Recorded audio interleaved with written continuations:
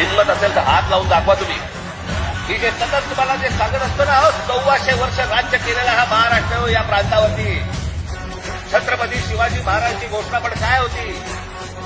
हे हिंदवी स्वराज्य व्हावे ही होती, हे हिंदवी स्वराज्य व्हावे ही होती. या हिंद प्रांतावरती आमची सत्ता असावी, हा संपूर्ण हिंद प्रांत आमच्या हातामध्ये असावा. बाहेरच्यांनी येऊन आमच्यावरती इथे सरकार स्थापन नाही करायची.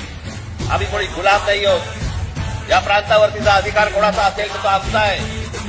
आणि 1400 वर्ष या मराठेशाहीने जे राज्य केलं, त्याला आपण म्हणतो ना अटकेपार आम्ही झेंडे फडकवले. अटकेपार झेंडे फडकवले म्हणजे काय? आजही मला असं वाटतं पाकिस्तानच्या वायुव्याला का नैऋत्यला तो अटक नावाचा किल्ला आहे, त्या किल्ल्यावरती भगवा ध्वज फडकला.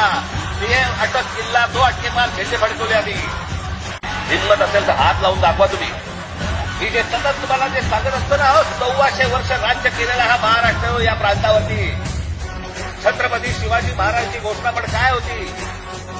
हे हिंदवी स्वराज्य व्हावे ही होती, हे हिंदवी स्वराज्य व्हावे ही होती. या हिंद प्रांतावरती आमची सत्ता असावी, हा संपूर्ण हिंद प्रांत आमच्या हातामध्ये असावा. बाहेरच्यांनी येऊन आमच्यावरती इथे सरकार स्थापन नाही करायची. आम्ही कोणी गुलाम नाही आहोत. या प्रांतावरतीचा अधिकार कोणाचा असेल तर तो आमचा आहे. आणि 1400 वर्ष या मराठेशाहीने जे राज्य